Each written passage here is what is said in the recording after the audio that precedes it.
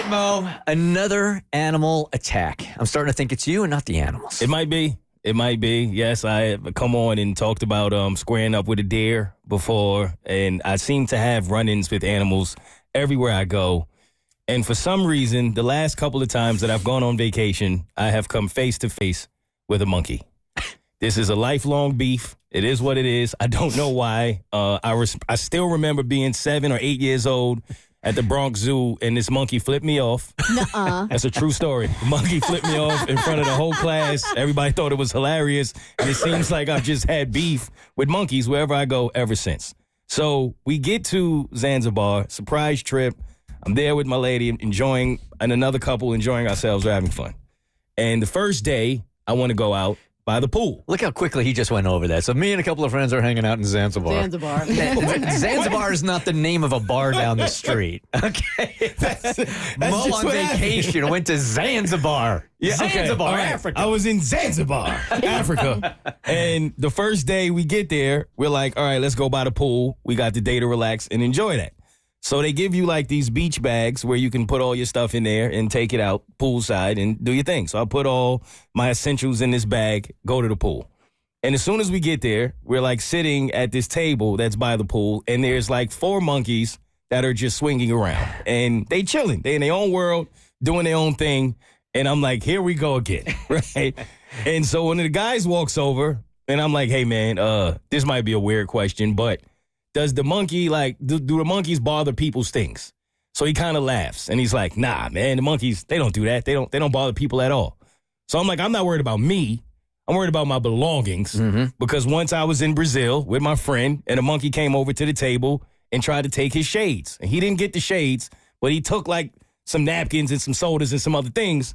So now in my mind, I'm like, do we have to watch our stuff and be around it? I saw a viral video, too, and I don't remember what country it is, but the monkeys knew to take personal belongings because then people would trade them back for food. And so that's how they got food. Like, one monkey took somebody's cell phone and the person had to get some food, and they were able to trade the food to get the phone back. And the monkeys, this is now learned behavior, and they know they can take your things in exchange for food. Yeah, when I flew into Cape Town on the way to the hotel, I saw all these baboons and stuff, and I was like, oh my God, how come you're not freaking out? There's a baboon in the parking lot. And the locals are like, oh, we hate them. They steal everything. We absolutely hate them. So I've heard all of the stories, but I'm like, nah, that'll never happen to me. That's insane. Sure enough, as the guy tells me this, I realized quickly that they really don't know what the monkeys are taking, because the monkeys do it behind their backs also. Every time they would go inside to get some food for people, the monkeys would go into the bar area where no one was there and take fruit. They would take bananas, they would take whatever fruit they wanted, and they would go. So I'm like, at that moment, I said to myself, okay, I need to be on my game. I turn around, and one of the monkeys is right there by our stuff. I don't know why our stuff. It's a bunch of stuff there. He's by our bag. So he's looking in the bag. So my lady looks at me like, do something. What are you going to do about it? What are you going to do? Go get, and I'm looking at her like, no. What are you going to do about it? You do it. It's your bag, technically. So I started. He said, chivalry's an American thing. Yeah. So we're in Africa We're now. in Zanzibar, baby. It's too far. So I start moseying my way over to the bag to try to get the monkey to leave the stuff alone. And as I get closer, he gets closer to the bag as I get closer to him. Then he puts his hand in the bag. So I'm trying to reason with him, because obviously I'm not faster than a monkey. What I'm going to do? So I'm like, bro, don't do that. No, man, come on. And of everything in the bag, I think I had a book in there. I had some headphones in there. I had speakers in there. I don't know what else was in this bag. He takes out my AirPods. This guy. Of all the things. He takes out my AirPod case, and I'm like, nah. So I start trying to move into the pool.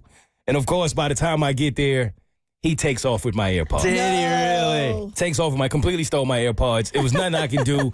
I think the third day I was by the pool and I looked up and I literally saw the 3 monkeys up there trying to figure out how to use AirPods. They had my AirPods. They never gave them back. I officially lost my AirPods. I didn't lose them. They were stolen in Zanzibar. You know what you got to do is you got to go online today and look up the monkeys in Costa Rica. Because if you don't shut your doors and your screen doors all the way in Costa Rica, the monkeys will open the door. They will get into your refrigerator refrigerator, and they will drink like the Cokes and punches and stuff like that. And the sugar makes them drunk. So when they go back on the beach, they are absolutely hammered. What? One of my favorite videos. And you got to pay for it. And you got to pay. The Bert Show.